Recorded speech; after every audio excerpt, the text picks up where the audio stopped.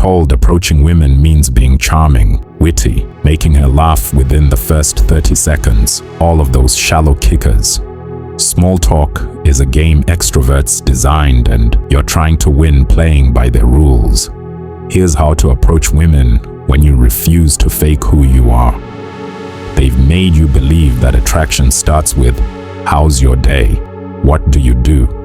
Crazy weather, right? Here is the reality. Small talk is low-effort filtering. It weeds out people who aren't worth deeper conversation. But here's what nobody tells you. You can skip the filter entirely if you know what you're doing. Most men approach with surface-level questions because they're terrified of being real too soon, or because they're not creative enough to try something else. You hate small talk because your brain is wired for depth. You think in paragraphs while everyone else speaks in headlines. This isn't a disadvantage. It's a different strategy, and when executed correctly, it's devastatingly effective. 1. Stop asking questions. Start making observations. Questions force her into interview mode. Observations invite collaboration. Small talk question: what do you do? Depth observation: you look like someone who's thinking about something more interesting than this conversation. One puts her on autopilot. The other makes her stop and engage. Here's why this works. Human brains are wired to respond to specificity. Generic questions get generic answers. Specific observations demand specific responses. When you notice something real about her or the situation, you're showing you actually see her, not just another woman you're running game on. Most men approach with the same 5 questions every woman's heard 1,000 times. You're offering something different, actual perception. But here's the key. Your observation has to be genuine. You can't fake this. If you're in a bookstore and she's in the philosophy section, comment on what she's holding. If she looks tired at a coffee shop, acknowledge it without being creepy. Real observation isn't a technique. It's the result of actually paying attention instead of rehearsing your next line. 2. Turn conversations into exchanges, not interrogations. The small talk trap. You ask her a question, she answers. You ask another, she answers. This continues until one of you gets bored. The depth approach. You share something first, then invite her perspective. Instead of, "What brings you here?" Try, "I came here to escape my apartment for a few hours, needed a change of scenery." You look like you had the same idea. You gave her something to work with. You created common ground before asking anything.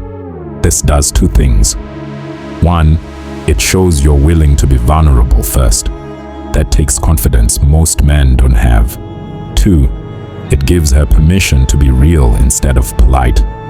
When you share honestly, she can drop the social mask and respond honestly. But most men are terrified to reveal anything about themselves before they hook her interest, so they interview her like a job candidate. You're not trying to qualify her. You're trying to see if there's actual connection, and connection requires both people showing up authentically. 3. Skip the shallow end entirely. You don't build to depth, you start there. Most men ease in slowly. Weather, weekend plans, work, hobbies, then maybe something meaningful. You can jump straight to what matters, but this requires calibration. There's a difference between depth and intensity. Depth sounds like what's something you believed 5 years ago that you don't believe anymore. Intensity sounds like what are your deepest fears. One invites reflection, the other demands therapy. The key is asking questions that make her think without making her uncomfortable. Here are questions that create depth without being weird. What's the most interesting thing you've learned recently? If you could restart 1 year of your life, which would it be? What do most people misunderstand about you? These aren't small talk, but they're not invasive either. They signal, I'm not interested in your resume. I'm interested in how you think. And women who are tired of surface conversations will respond to this like water in a desert. The ones who just want small talk will give you surface answers or disengage. Perfect. You filtered them out immediately. 4. Use silence as a tool, not a failure. Extroverts fear silence. They fill every gap with noise. Silence is your home territory. When you ask something meaningful and she pauses to think, don't rescue her with another question. Let the silence exist. Most men panic after 3 seconds of quiet. They interpret it as dying conversation. But silence after a good question isn't awkward. It's processing. If you asked something that made her think, give her space to think. Here's what this communicates. You're comfortable with depth. You're not performing. You're not afraid of quiet. This level of comfort is rare, and rare is magnetic. But there's a difference between comfortable silence and dead air. Comfortable silence follows meaningful exchange. You asked something real and she's considering it. You're both okay with the pause.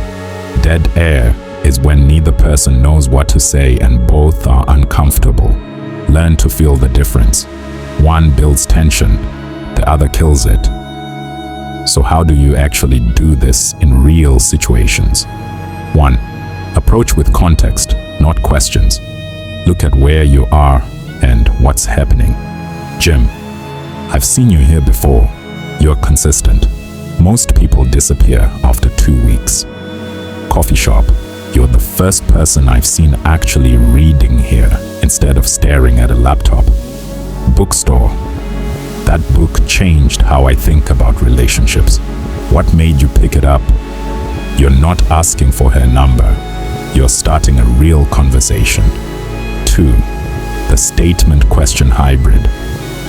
Don't just ask. State your observation, then invite her perspective. You seem like someone who has strong opinions about coffee. Am I right? I get the sense you're not from here originally. Where's home? This gives her multiple ways to respond. She can confirm, correct, or expand. All lead somewhere interesting. 3. The depth bridge. When small talk does happen, bridge to depth quickly.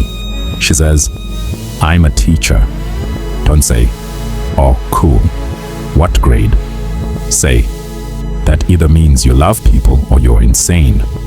Which is it? She laughs, then tells you why she actually does it.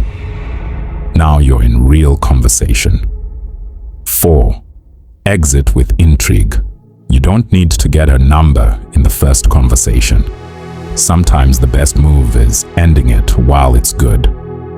I need to go, but I'd actually like to continue this conversation. Can I get your number? The actually is key. It implies, I don't usually do this, but you're worth it.